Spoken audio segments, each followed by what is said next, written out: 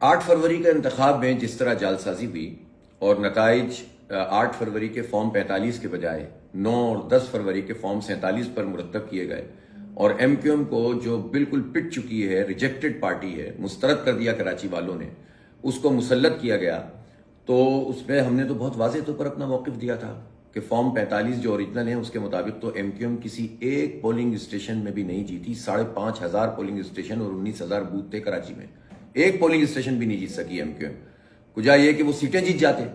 और उनको जबरदस्ती पहले उनको किताबें दे दी गई, पेपर्स दे दिए गए कि जाओ ठप्पे मारो, शहर में वो ये काम करते रहे, और जाहिर है वो ये सलाहियत से भी महरूम हो गए। ये हाल हो गया एमक्यूएम का, पूरा काम नहीं कर सके। और फिर उसके बाद भी जब कुछ भी नहीं था तो फॉर्म 47 के जरिए इनको मुसल्लत किया गया।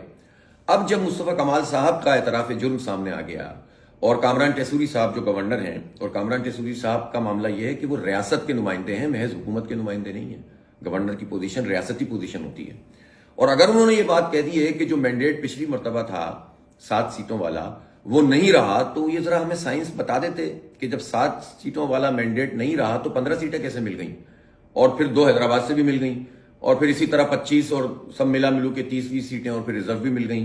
तो ये मैंडेट कहां से वजूद में आया? इसका मतलब यह है कि अब बिल्कुल वाज़ेह तौर पर यह बात सामने आ गई, और इस एतराफ़ जुर्म के बाद तो इलेक्शन कमीशन को फौरी तौर पर फॉर्म 45 की बुनियाद पर सर-ए-नौ जो नताइज हैं उनका ऐलान करना चाहिए। अब कोई जवाज ही नहीं रहा कि एमक्यूएम का ये जाली मैंडेट, ये जबरदस्ती का 47 फॉर्म वाला मैंडेट अब पर मुसल्लत हो। और मैं ये भी कहना चाहूंगा कि कामरान टेसूरी साहब के लिए भी अच्छा मौका है, उनकी पोजीशन भी ऐसी है। अब जब उन्होंने ये बात बता दी है कि 100% जाली मैंडेट या 200% जाली मैंडेट वाले मुसल्लत हैं, तो मेरा ख्याल है कौम के ऊपर एक अच्छा ये होगा, एहसान होगा उनका कि वो वादा माफ गवाह बन जाए और ये बता दें कि इस जाली मैंडेट के पीछे असल राज क्या है,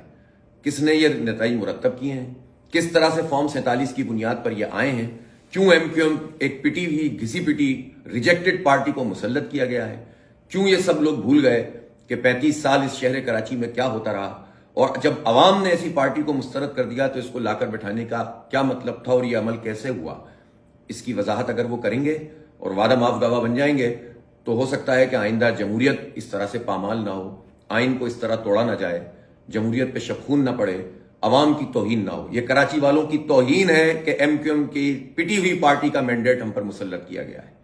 ये हमारे कराची के माओ बहनों की, नौजवानों की तौहीन है कि इस रिजेक्टेड पार्टी को जबरदस्ती लाकर मुसल्लत किया गया। वोट तो जमात इस्लामी को पड़ा है या पीटीआई के आजाद उम्मीदवारों को पड़ा है, ये कहां से आ गए? तो इसलिए आप कामरान टेसूरी साहब की अब ये जिम्मेदारी है कि सारे हक़ाइक़ कौम को बताएं ताकि आइंदा कोई भी ये हिम्मत भी ना कर सके कि ये आवाम की तौहीन करे और आइन को पामाल करे।